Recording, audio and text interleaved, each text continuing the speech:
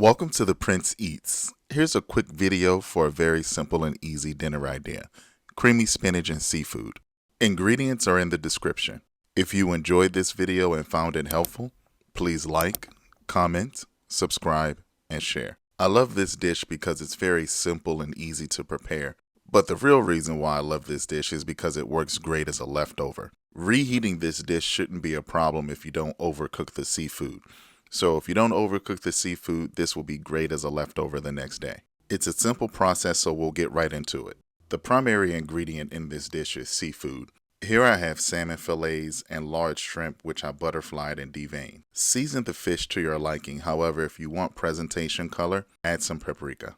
You'll need loads of spinach, red pepper that I roasted over the stove. You'll need some minced garlic, scallions for garnish, but that's optional. You'll need salt and pepper to your liking, but I also use chicken stock. You'll need cooking oil to sear the fish, and here I have avocado oil because it has a high smoke point. Bring your skillet to medium-high heat, and once it's hot, add your oil. Once you're ready to place your fish in the pan, reduce the heat to medium and carefully place your fish in the pan. If you want an even sear, immediately press down on the fish for approximately 10 to 15 seconds. What this ensures is that you have even contact with the pan and the bottom of the fish. Here's a tip. I'm always worried about having clean hands, so prior to placing the fish in the pan, I only season one side of the fish. So what you can do if you have that concern as well, season one side of the fish, and once you put the fish in the pan, go ahead and season the other side. After approximately 5 to 8 minutes, you can go ahead and flip the fish. And remember, we don't want to overcook the fish because after all, we're going to put it in a hot sauce and that's going to contribute to some cooking as well. Cook the fish for approximately 1 minute on the other side and remove it and place it on a clean plate. Keep the pan on medium heat and add your shrimp. You're going to cook it anywhere between 1 to 3 minutes depending on how large your shrimp are. But again, you don't want to overcook the shrimp. You just want to cook it long enough to the point where you see some pink visible on the shrimp. With approximately 30 seconds left, you can go ahead and add your garlic and your seasonings. Toast it for approximately 30 seconds or long enough until the seasonings adhere to the shrimp. Remove the shrimp from the pan.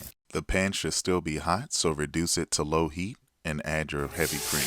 Introducing liquid is going to pick up all of that seasoning and flavor on the bottom of the pan. Immediately add your chicken stock because we want the chicken stock and the heavy cream to simmer at the same time. Some of the next steps are optional, but because I had some sun-dried tomatoes in the fridge, I'm going to use them.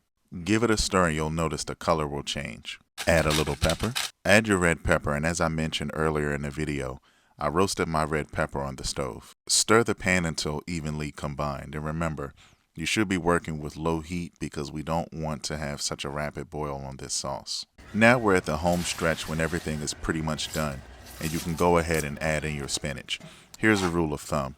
Spinach cooks down to virtually nothing, so if you think you have too much spinach in the pan, go ahead and add a little bit more because remember, it's going to cook down. As you can see, that spinach is cooked down to virtually half or a little bit lesser than half. We probably could have added more, but I think what we have here is pretty much okay. And as you can see, the sauce is thickened nicely. And I don't like a lot of sauce. You might see some dishes and recipes where the sauce is essentially overflowing out the pot. That's not really what I want.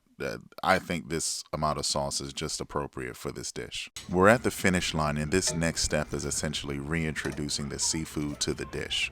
As you can see to the left and to the right of the pan, I created a little bit of a pocket just so that I can put the fish on the pan as opposed to right on top of the spinach. That step isn't necessary, however, for presentation purposes, it works well, so there's a tip for you. Feel free to scoop and drizzle some of the sauce on the fish.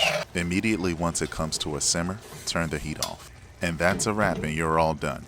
Here's your creamy spinach and seafood. You can serve it as is or with some Italian bread, or if you really want to please your diners, you can serve it over some cheesy grits. Dinner is served. Visit theprinceeats.com for more simple and easy meal ideas just like this one.